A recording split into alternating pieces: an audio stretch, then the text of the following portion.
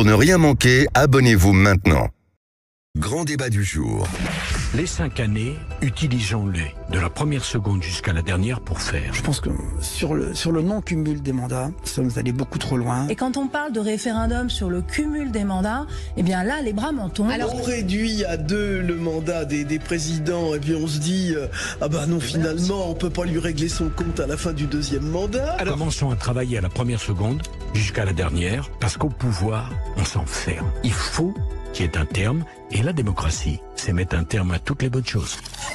Et donc dans ce courrier de 6 pages adressé au chef de parti Emmanuel Macron a dévoilé son compte-rendu des rencontres de Saint-Denis. Parmi les sujets, le retour du cumul des mandats, la proportionnelle aux législatives et la modification du mandat présidentiel. Oui, Cécile, on pourrait parler d'inventaire à l'après-vert, mais ce sont des sujets qui peuvent profondément changer la politique française. Tiens, la proportionnelle, est-ce que vous y seriez favorable? On en a eu une seule fois sous la Ve République et encore pour 2 ans. Est-ce que vous souhaiteriez par exemple revenir au septennat? Est-ce que pour vous, l'échec, c'est un échec, le fait d'avoir interdit le cumul des mandats pour certains élus? On attend vos avis au 0826 300 300. Donc avec cette question, souhaitez-vous d'abord la fin de la limitation du nombre de mandats pour les présidents? Vous dites non à 80%. Le retour du septennat, vous dites non à 65%. Et le cumul des mandats à 77%, eh ben c'est non aussi. Et la proportionnelle au législatif, Philippe? Oui, à 86%. Voilà, vous voulez nous en parler, 0826 300 300. Sur toutes ces propositions, Philippe Bilger, on sent que la vie, les institutions, on sent que les choses évoluent. Quelle serait pour vous la proposition la plus intéressante? Dans ces 2 propositions, il y en a une qui m'intéresse particulièrement. 4, hein. Oui, mais j'en prends 2, si vous le permettez. Qu'est-ce qu'il veut? C'est d'abord la proportionnelle, parce que malgré la majorité relative qui a fait éclater la majorité absolue, je considère que l'Assemblée nationale d'aujourd'hui ne correspond pas totalement au rapport de force populaire. Et j'aimerais une vraie proportionnelle. Deuxième élément, et là je le dis avec de manière prudente, je serais intéressé par une réflexion sur le septennat.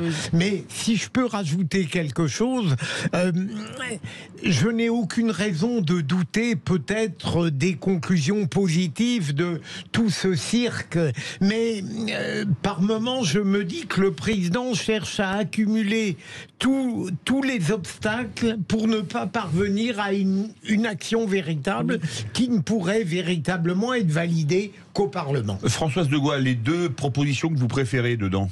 Je trouve ça extraordinaire, la psyché d'Emmanuel Macron. Voilà un homme qui a décidé qu'il ne veut pas en terminer en 2027. C'est quand même ça, le fond du sujet. C'est même à se demander s'il n'a pas fait toute cette réunion à Saint-Denis uniquement pour pouvoir remettre l'idée même, insuffler dans l'opinion. Ça, c'est les stratégies de communication, pas simplement de McKinsey, on les connaît par cœur.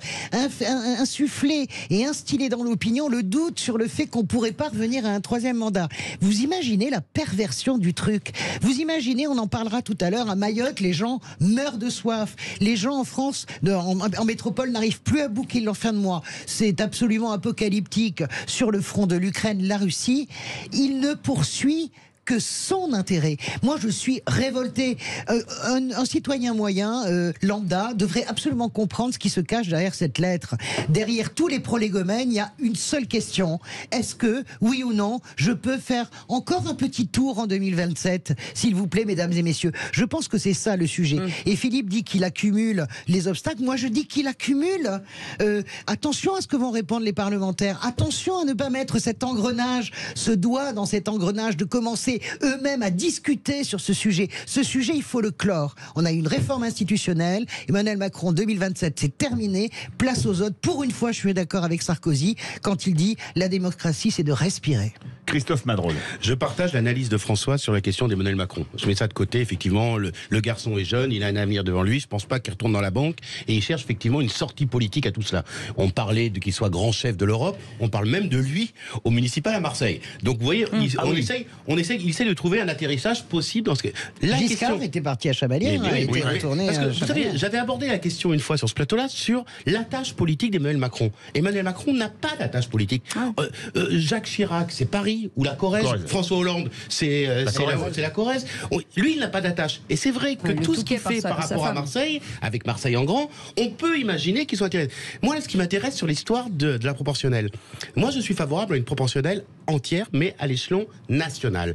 Il ne faut pas qu'il y ait des parlementaires issus d'un territoire pour voter une loi. Pourquoi ? Parce qu'à un moment donné, le parlementaire va être le représentant du peuple au niveau national pour voter des lois. Donc oui, il y a une proportionnelle, mais sur des listes nationales.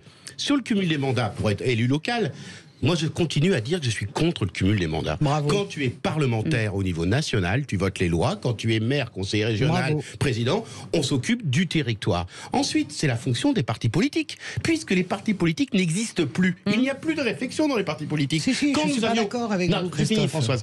Quand il y avait les partis politiques qui structuraient le débat et qui tenaient ces élus, le parlementaire était l'émetteur des stratégies locales. Aujourd'hui, les parlementaires sont en roue libre, plus personne, on voit en Macronie, plus personne n'a d'attache politique. Résultat, c'est le grand cafouillage. Vous êtes d'accord avec PS et DLR, hein. C'est pas du tout le cas du PS et DLR. François, sincèrement. Mais moi, je ne peux pas vous laisser dire ça.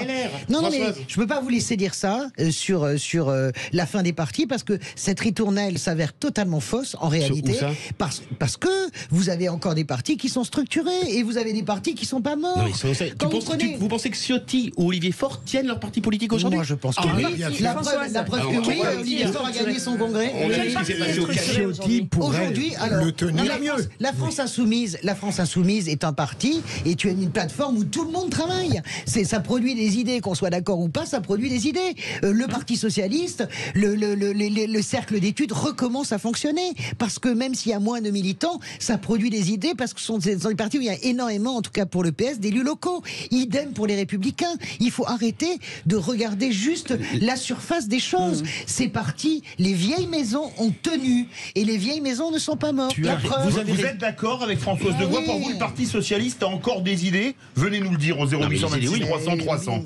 Ça, c'est pas bien de poser cette question comme ça, parce que c'est caricatural. Vous allez dans le sens du faux débat. Est-ce que les partis retravaillent à la reconquête? Ma réponse est oui, absolument, à gauche et à droite. Je ne disais pas ça, Françoise. Je disais qu'aujourd'hui, on a vu ce qui s'est passé au Canet. Vous avez vu que le même jour, au Canet, il y avait des sénateurs chez Darmanin le même week-end où Éric Ciotti tenait ses instances au Canet. Ça a toujours existé. Vous avez vu.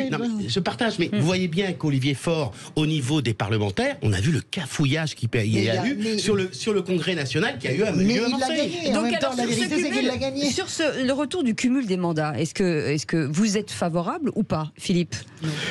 Moi, j'allais dire oui, parce que vous parliez d'ancrage territorial. À l'époque, j'avais été convaincu par une argumentation de Philippe Juvin. Pardon pour la banalité, mais contrairement à ce mais Christophe connaît mieux le sujet que moi, j'ai l'impression qu'au lieu d'exclure ces activités, elles me paraissent pouvoir s'irriguer les unes les autres. Mais peut-être ai-je tort. Je pense que c'est extrêmement malsain. On a vu, et Christophe le sait très bien, et Philippe aussi, vous-même, vous êtes des observateurs, on a vu ainsi se construire des baronnies. C'est absolument malsain, ville que je connais très bien, moins bien que vous, cher Christophe, mais en tout cas, Marseille, on pourrait faire des romans sur les baronnies, mais pas simplement Jean-Claude Gaudin, à gauche aussi ça a été le cas, l'époque de Lucien Végan, etc. La famille Masse, etc. Absolument, Bernardini, etc. Donc je veux dire, on construit comme ça des baronnies, des sortes de mais d'un autre côté, si on rebondit, pardon, je vous coupe, si on rebondit sur ce que dit Christophe Madrol, il dit qu'aujourd'hui ils n'ont plus d'ancrage territorial, donc ça crée, c'est quoi la bonne solution? J'ai dit que moi j'étais favorable, je disais que les parlementaires, donc les députés, devaient être élus à la proportionnelle sur une liste nationale pour défendre un projet politique et voter des lois. Parce que on n'a pas abordé la question, pardon Françoise. C'est l'inversion. Oui, mais les lois, c'est en rapport avec le terrain, Christophe Madrol. Pas simplement, non, pas une simplement. Une loi représente la nation. Juste pour éclairer une minute, je voudrais juste donner l'exemple de l'Italie. Moi, je ne suis pas pour la proportionnelle intégrale parce que je pense que c'est extrêmement dangereux. C'est pas pas que c'est dangereux, c'est qu'au fond, c'est pas très réel. Je suis pour la proportionnelle partielle. C'est-à-dire qu'en Italie, et on peut dire que c'est complexe, mais en même temps, on arrive toujours à équilibrer, à faire des coalitions. Vous avez un certain nombre de territoires sur lesquels il y a la proportionnelle et d'autres territoires sur lesquels ça n'est pas une élection proportionnelle. C'est peut-être un peu plus compliqué à compter, mais en réalité, on arrive quand même à des dosages qui sont plus subtils et plus signifiants. Allez, on passe au standard. Direction le 0826 300 300. Tony, quel est votre avis là-dessus? Vous êtes pour le retour du septennat? Oui, mais unique. Ah. Bah donc, ça rejoint un peu le problème que dit Macron, c'est que on doit pouvoir être réélu tant que le peuple veut de vous, non? Que ce soit pour 7 ans ou pour 5 ans. Oui, mais sauf que bon, il y aura toujours 27% qui voteront pour lui, donc bon, 27 pour moi, ça fait pas la majorité, bye bye Macron.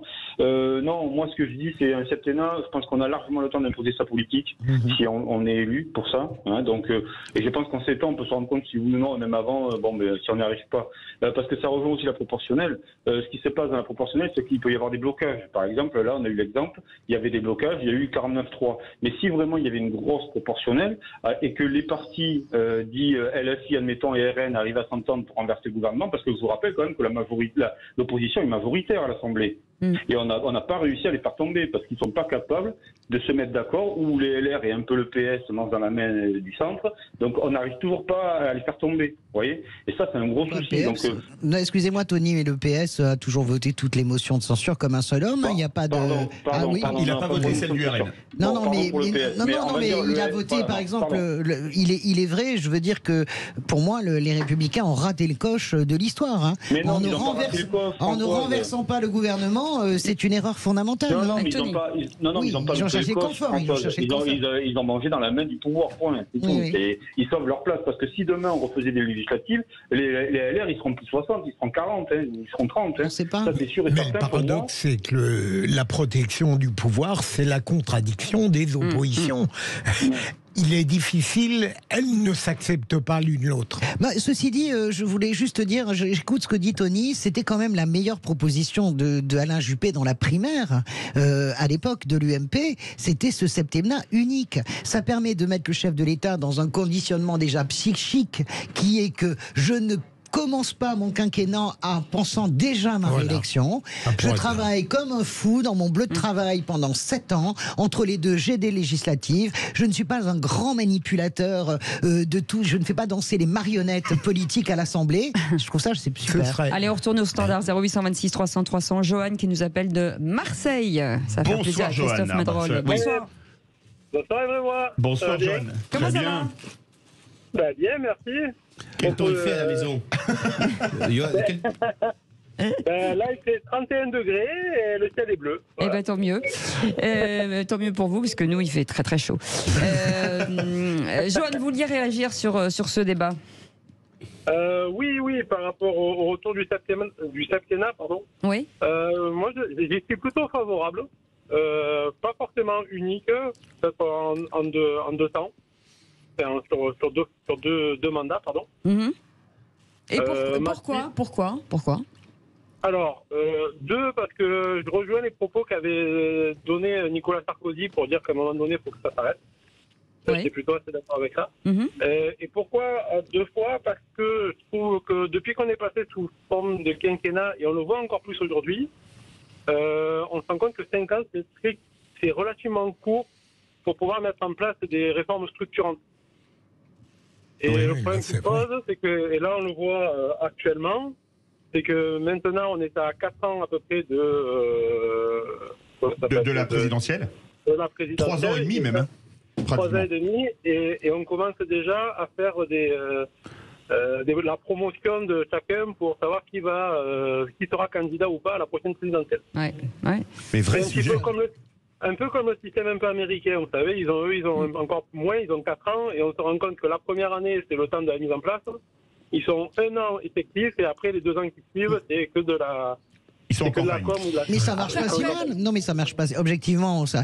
Vous dites, c'est assez paradoxal, cher ami, ce que vous dites, parce que vous dites, je suis d'accord avec Nicolas Sarkozy, parce qu'à un moment donné, il faut que ça s'arrête, et vous voulez nous coller 14 ans au lieu de 10 ans. C'est long.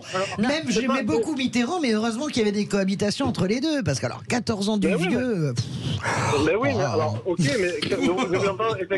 mais je rejoins aussi le fait que c'est aussi la volonté du peuple. C'est-à-dire que si à un moment donné, quelqu'un, au bout de 7 ans, il n'a pas fait le job, on le dégage. Et s'il fait le job, mais qu'à un moment donné, ça va pas, il y aura... Mais faut-il encore que les gens votent? Oui, il faut que c'est ça. la démocratie ne peut fonctionner qu'à partir du moment où il y a du vote. Eh ben, c'est Ça ça. vote quand même. Et puis un septennat sur 2 qui en général est plus reposant que l'autre. C'est ça. Mais puis non, mais quand même, il faut pas Merci. exagérer. Ça vote à la présidentielle, les Allez, amis, quand même. Merci Ça continue. beaucoup, Johan, pour votre témoignage et embrassez les Marseillais pour nous. Vous restez avec nous dans un instant. C'est votre jeu, hein, c'est le quiz de l'actu, le qui c'est qui l'a dit, le qui c'est qui l'a tweeté, enfin tout ce qui se dit en politique aujourd'hui. Allez, à tout de suite.